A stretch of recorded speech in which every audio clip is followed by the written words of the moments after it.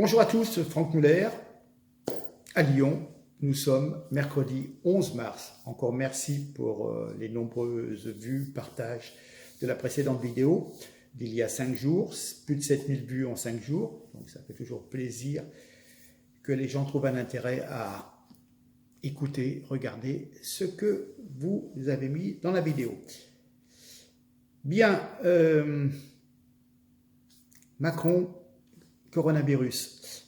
Récemment, Macron, notre cher président Emmanuel Macron, va dans un EHPAD avec une armée de journalistes et de communicants, des gardes du corps. Tout cela pour nous expliquer que les personnes extérieures ne doivent pas aller dans les EHPAD. On se fout de nous. La preuve par l'absurde. 50 personnes qui se retrouvent dans un EHPAD et après on va nous dire « Ah mais il ne faut pas que les personnes n'aillent pas visiter votre grand-mère. Bon, vous allez ramener des microbes. » Mais voyons. Bon, ce gouvernement, vous avez compris, court après les événements. En janvier, Agnès Buzyn nous avait pourtant dit que l'épidémie ne viendrait pas en France car la Chine avait pris des précautions de confinement.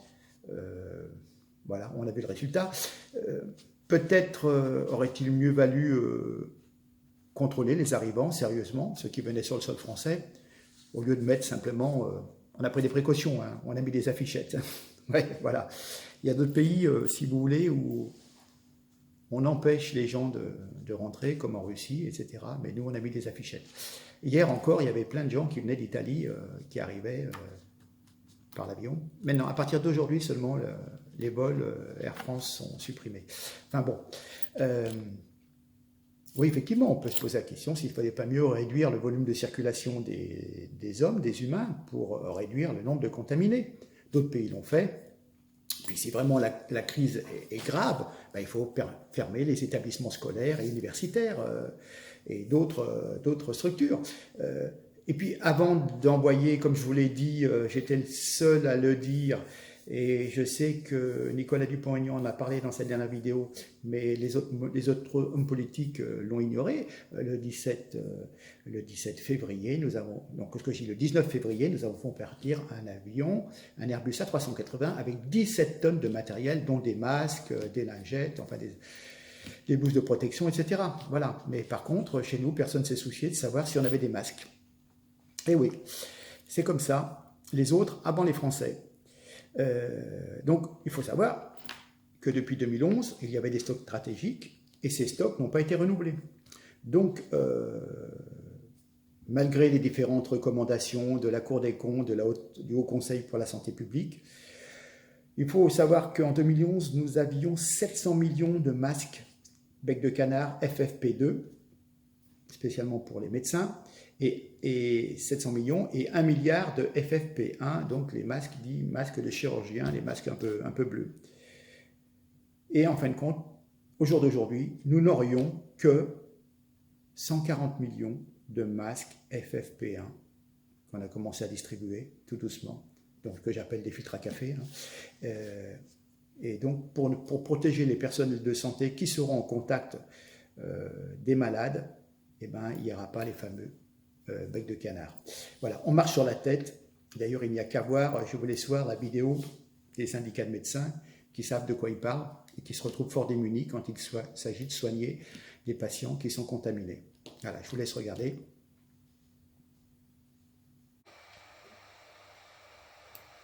Agnès Buzyn, lorsqu'elle était ministre, a déclaré qu'il ne servait à rien d'acheter des masques chirurgicaux pour se protéger. Mais on ne se protège pas soi-même en portant ce masque bleu. Ce n'est pas un masque qui sert à se protéger d'un virus. Et elle a également déclaré avant de partir que les stocks étaient constitués. Nous avons travaillé à avoir des stocks de masques. On a vu après une communication erratique de l'État qui a dit tout et son contraire que maintenant on différencie la ville et l'hôpital.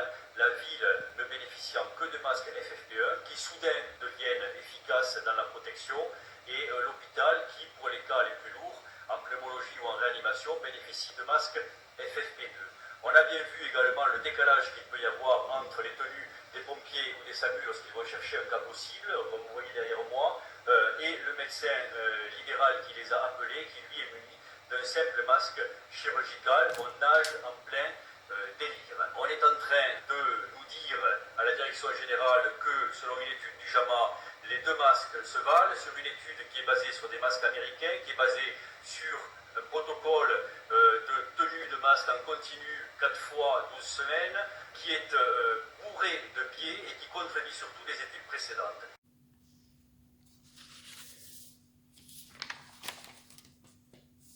Bien, alors, c'est le corps. On nous a parlé du stade 1. Alors, le stade 1, grosso modo, il fallait empêcher le virus d'entrer sur le territoire. Le stade 2, il y a des cas sur le territoire, mais on va essayer d'endiguer la contamination. Et puis, stade 3, c'est... On est dans la merde, on est foutu, démerdez-vous en fin de compte. Ouais, si j'ai bien compris, ce stade 3, c'est ce stade où l'on n'essaye plus de retracer les contaminations, car il y a différents cas avérés et on n'essaie plus d'imiter cette propagation, on essaie surtout d'atténuer les effets. Sibeth Ndiaye, d'ailleurs, nous a expliqué que le stade 3 était moins contraignant, car il y avait moins de contrôle, car tout le monde est susceptible d'avoir le virus. Enfin bon, dans certaines régions, Corse, Haut-Rhin, Oise, les enfants n'iront plus en classe. Il y aura des cours, soi-disant, par Internet. D'ailleurs, est-ce que chaque enfant, dans chaque famille, a chacun son propre ordinateur? Déjà, c'est une chose, à la maison. Encore faut-il qu'il y ait du flux Internet, parce que quand on voit que dans certaines campagnes, ils n'ont même pas le haut débit, donc je ne vous dis pas, mais ça craint. Et puis, qui va garder les enfants à la maison? Si monsieur et madame travaillent, vous allez laisser les enfants de 10-12 ans tout seuls toute la journée à la maison, devant leur ordinateur? Bon, enfin, quoi qu'il en soit, le gouvernement met la poussière sous le tapis et en fin de compte, il navigue à vue et il est dans l'improvisation la plus totale. Je reprends une expression du grand Charles de Gaulle qui disait « Ils n'ont que la médiocrité pour programme et l'abandon pour destinée ». Bien évidemment, on a depuis fort longtemps abandonné la souveraineté de notre pays et le souci du bien-être des concitoyens.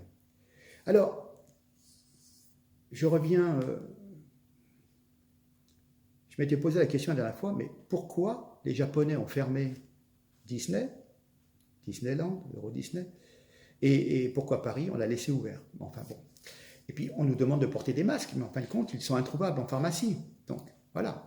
Vous voyez bien que tout est mal organisé. Ils ont pas raconté ce qu'ils veulent depuis le temps qu'on nous parle des masques. Alors, on nous montre des petites livraisons à la télé où on vous livre 10 boîtes de 10 masques qui vont servir éventuellement des infirmiers. Je tiens à vous dire quand même que j'étais en contact jeudi dernier avec 2 cabinets d'infirmiers différents.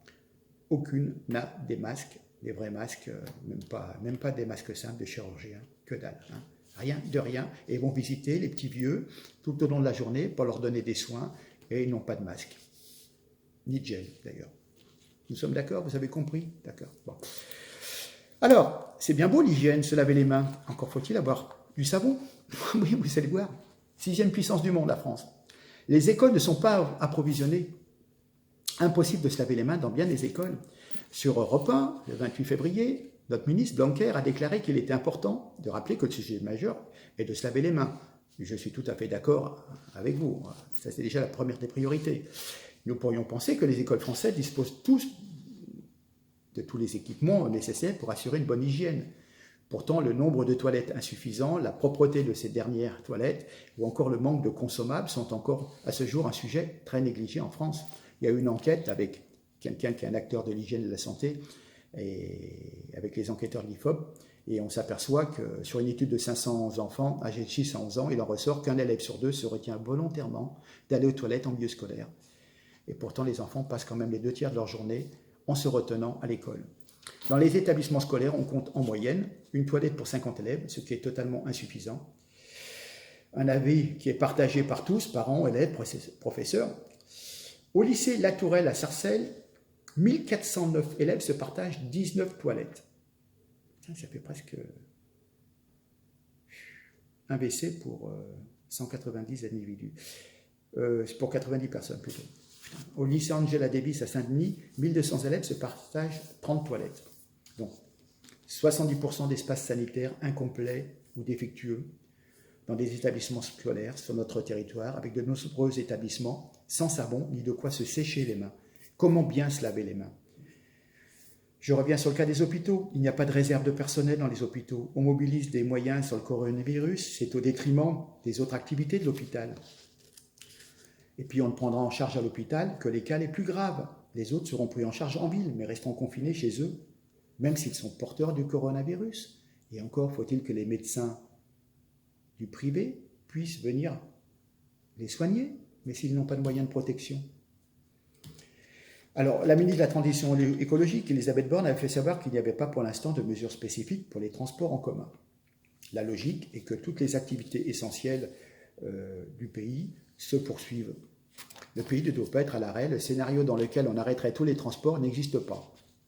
Quoiqu'en Italie, il y a plus grand monde qui circule. Hein. Alors, un truc de fou. Hein.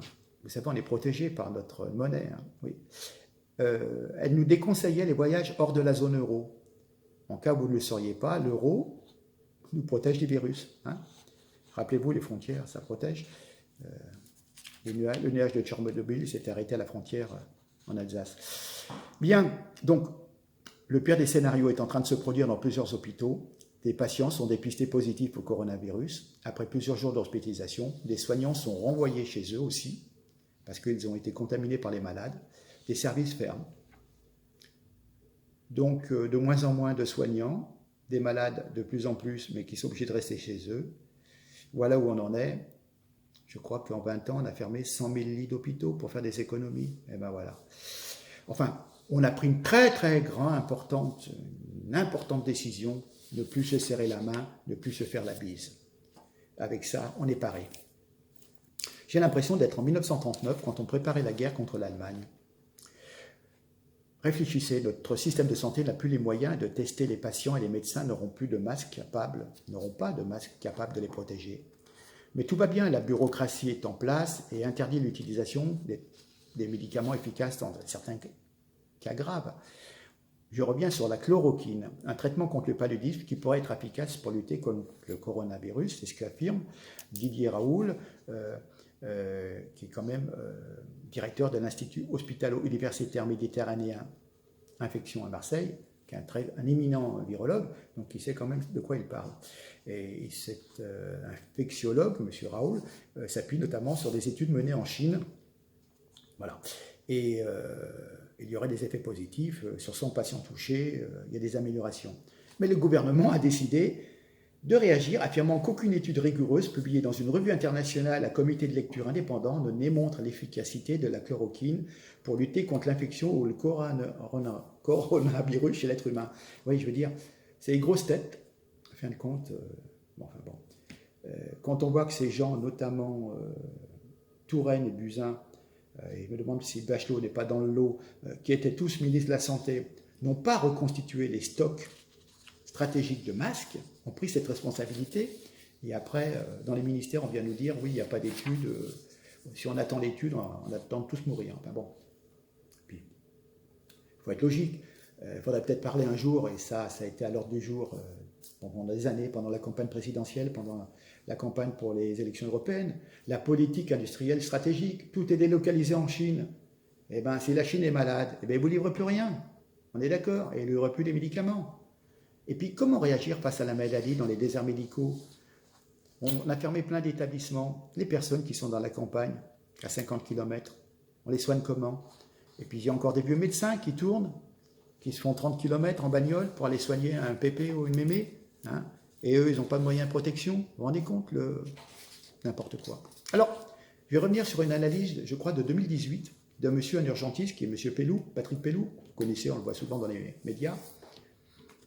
C'est quand même pas quelqu'un de droite, loin de là.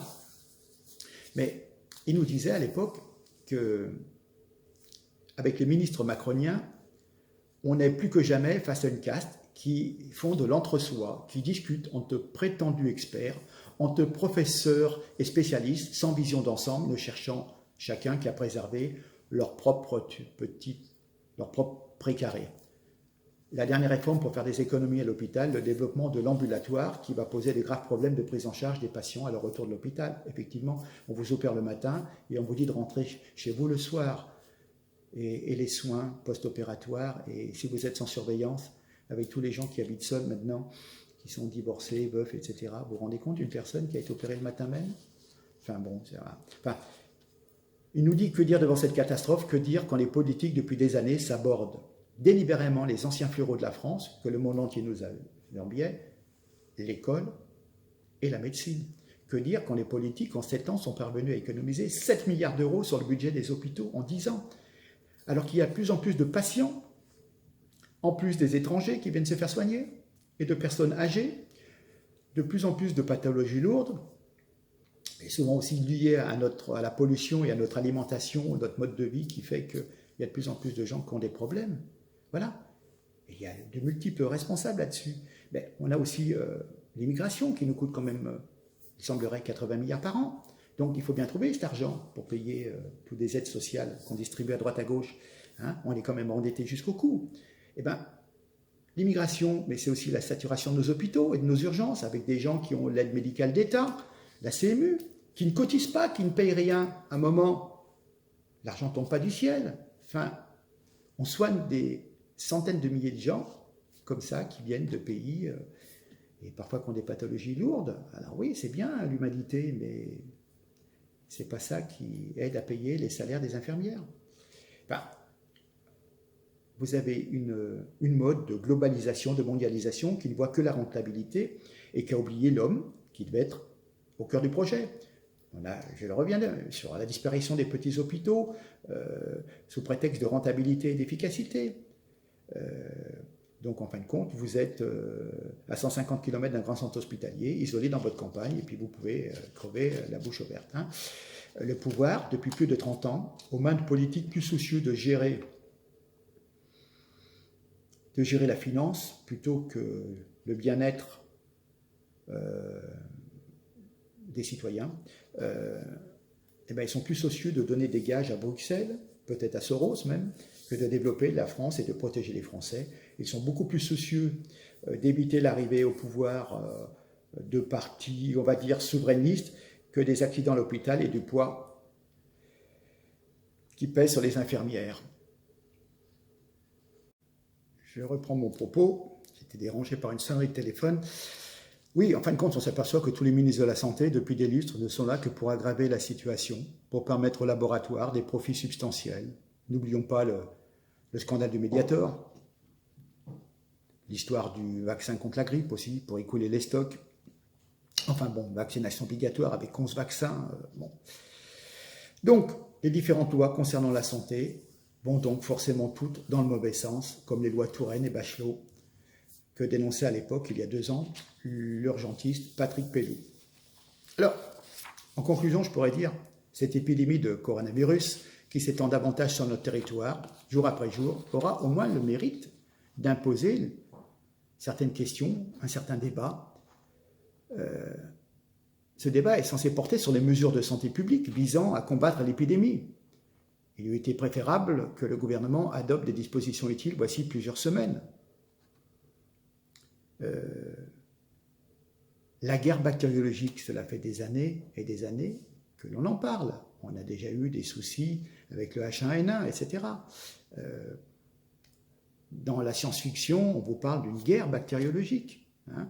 Donc, c'est la moindre des choses quand même de prévoir des stocks stratégiques pour protéger la population.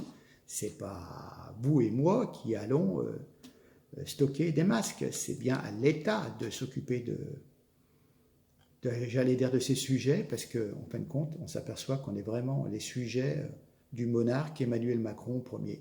Enfin bon, tout tourne autour de la communication. On l'a vu dans l'histoire de Macron dans l'EHPAD, mais ce sont que des actes symboliques destinés à la communication de l'exécutif. On va confiner des enfants qui reviennent d'Italie, et en même temps, pratiquement, on fait venir 3000 Italiens pour un match de foot à Lyon, dans ma bonne ville de Lyon. Donc, quelque part, posez-vous les bonnes questions. On nous a dit qu'il fallait interdire les rassemblements de plus de 5000 personnes. Ah oui. Et puis, il y avait un rassemblement de 2000 personnes, des chrétiens évangéliques, à Mulhouse, et puis il y avait 10 nouveaux cas contaminés. Maintenant, on est descendu à 1000. Mais bon, 1000. Et si on est à 995, on ne craint rien. Le nombre d'individus atteints croît de jour en jour, mais je ne m'étonne pas. Je ne m'étonne pas. En fin de compte, le gouvernement démontre son incapacité à gouverner et il n'a jamais, imposé un contrôle thermique des personnes revenant des zones à risque. Nos aéroports voient librement circuler des voyageurs sans que quiconque ne s'intéresse à leur état de santé. Ah, il y a les affichettes. Jusqu'à hier encore, il y avait des liaisons régulières France-Italie. À la frontière de Menton, les Italiens rentrent tranquillement en France. On dirait qu'on veut favoriser la propagation de l'épidémie. Franchement, on ne s'y prendrait pas autrement, quoi. Il fallait mettre déjà une procédure visant à la traçabilité des personnes issues de pays à l'époque, au départ, connaissant eux-mêmes les problèmes du coronavirus, pour pouvoir les suivre et voir s'il y avait un souci. Une totale irresponsabilité gouvernementale. Pas de contrôle à nos frontières. De toute façon, vous savez, il y a un dogme, c'est la libre circulation si chère à la Commission européenne, et donc on ne va surtout pas s'affranchir de cette règle. Il faut que les marchandises et les personnes puissent circuler librement au sein de notre pays. Alors, on s'aperçoit qu'en fin de compte, ce libéralisme incontrôlé a également induit la délocalisation des productions des principes actifs médicamenteux vers des pays frappés de plein fouet par ces épidémies. Aujourd'hui, nous encourons une pénurie de médicaments, car 80% des médicaments sont produits désormais en dehors de France et d'Europe. Inde et Chine. Les Chinois sont malades, ils ne fabriquent plus. Alors bon, s'ils ne fabriquent plus des smartphones, on peut s'en passer encore. On fabrique les anciens, il n'y a pas de problème. Mais s'il n'y a plus soit les médicaments complets, soit ce qu'on appelle des principes actifs, et ben voilà. Donc à un moment, il faut quand même penser que la recherche du profit, c'est une chose, mais quand on a besoin de médicaments, spécifiques, stratégiques, eh ben, il faut quand même qu'il y ait des sources d'approvisionnement qui soient au plus près de notre pays. Ça, c'est une chose. Je reviendrai sur cette pénurie de masques qui sont utiles à nos personnels de santé. Certains se sont vus proposer des produits périmés, qui dataient de 2011, vous voyez, puisqu'il n'y en a pas. Enfin bon, il faudra quand même faire le point sur cette histoire de chloroquine. Est-ce que ça marche? Est-ce que ça ne marche pas? Bon. La sagesse indique que gouverner, c'est prévoir. Bon, on s'aperçoit que le gouvernement a vraiment sous-estimé l'ampleur de cette épidémie en négligeant la mise en œuvre rapide de dispositions qui étaient pourtant élémentaires. Cette gestion de crise, c'est une gestion, ce qu'on appelle au doigt mouillé. Elle est révélatrice de la désinvolture de l'exécutif. Les Français payent aujourd'hui un lourd tribut et en fin de compte, si le gouvernement avait mis autant d'énergie à défendre la santé des Français qu'il a mis d'énergie pour nous imposer la loi sur la retraite, eh ben on n'en serait pas là. Mais bon, voilà. Quand j'entends Agnès Buzyn dans sa campagne parisienne pour les municipales à Paris dire qu'elle va s'occuper des hôpitaux à Paris parce qu'ils ont été délaissés par Anne Hidalgo, franchement, vu ce qu'on a fait sur les hôpitaux dans toute la France, je me demande ce qu'elle va faire avec les hôpitaux de Paris. Mais en fait, là, c'est l'hôpital qui se fout de la charité, c'est le cas de le dire. Bon, écoutez, je vous laisse. Je vous remercie pour votre patience, pour votre écoute. Je vous demande de liker, parce que ça compte pour YouTube, le nombre de likes. Bon. Je vous demande de partager, de commenter. Bon, il y a des échanges qui se font, il y a des gens qui m'apportent des informations. Je n'ai malheureusement pas le temps de répondre à tout le monde, je m'en excuse.